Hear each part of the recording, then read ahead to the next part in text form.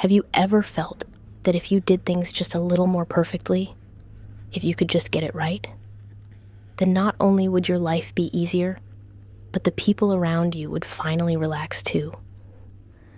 Like your perfection might make the world smoother, kinder, more manageable, this letter is for the version of me who believed exactly that. I used to believe life would open up for me if I could just execute it flawlessly, if I didn't miss deadlines, if I reacted calmly, if I made the right choice every time, if I stayed one step ahead. I've always been a planner. Not just I like lists planning, but detailed, micro-level planning.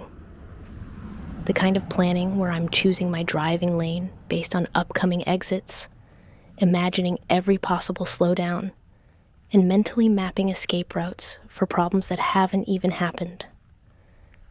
And when people questioned me, when they challenged my logic or hesitated or didn't immediately see the brilliance of my preparation, I took it personally. If they couldn't see how thoroughly I had thought things through, then obviously I wasn't planning well enough.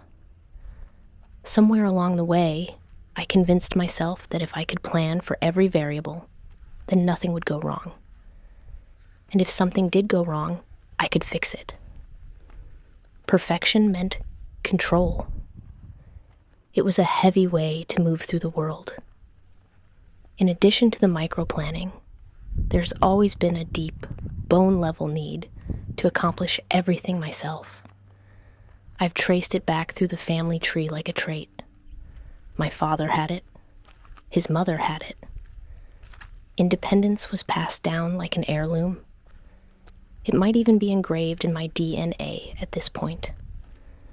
And because of that, because independence was treated like a virtue, because self-sufficiency was framed as a strength, because asking for help felt like failure, I learned early on that relying on anyone else should be a last resort. I blame it partly on my Scottish heritage, partly on the stiff upper lip English influence, and partly on growing up in a world that teaches women to be everything: capable, tireless, endlessly competent, unfailingly put together. Between feminism and individualism, I convinced myself I should do it all, fix it all, carry it all. As if being human meant performing at the level of a small army. And if I couldn't keep up, if I needed help, if I made a mistake, if I dropped something, the conclusion was always the same. I had failed, even when nothing was actually wrong. But here's the part I didn't understand for so long. Micro-planning doesn't guarantee an easier life. And rigid independence doesn't guarantee emotional safety. In fact, perfectionism rarely creates more comfort. It just magnifies the moments that fall short. The older I get, the more I can see how many hours, days, and relationships I've spent trying to be flawlessly self-sufficient.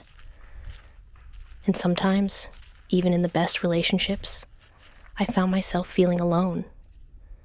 Not because anyone left me, but because I refused to let anyone join me. Letting someone help me, really help me, became so foreign that it took losing my job to shake me awake. Suddenly, the only meaningful way I could contribute to my family was by being present, kind, and emotionally available. Not perfect, not endlessly productive, just human. And honestly, that was one of the hardest lessons of my life, because perfection was familiar. Perfection was predictable. Perfection gave me the illusion of control. Being human? Not so much. But slowly, painfully, steadily, I began to see that maintaining a relationship is far more important than maintaining an image of independence. Sometimes the real test isn't how well you perform. but how willing you are to loosen your grip. I still plan. A lot.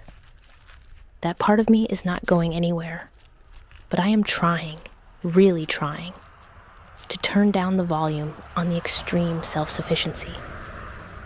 These days, I measure my progress differently, not by how perfectly I execute my tasks, but by how willing I am to let someone help me carry them.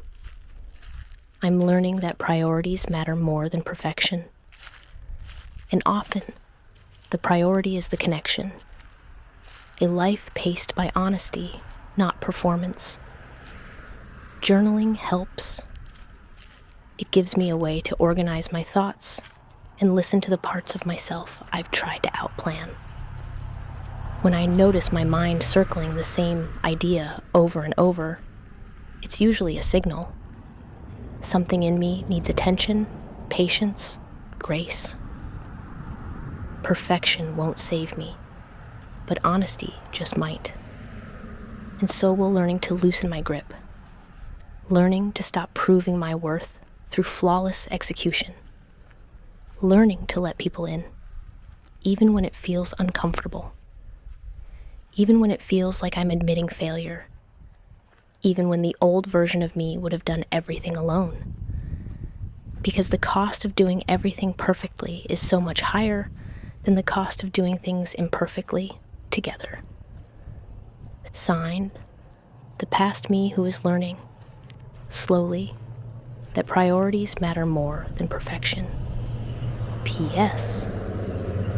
Please comment below and tell me how you recognize and unravel your stickiest patterns.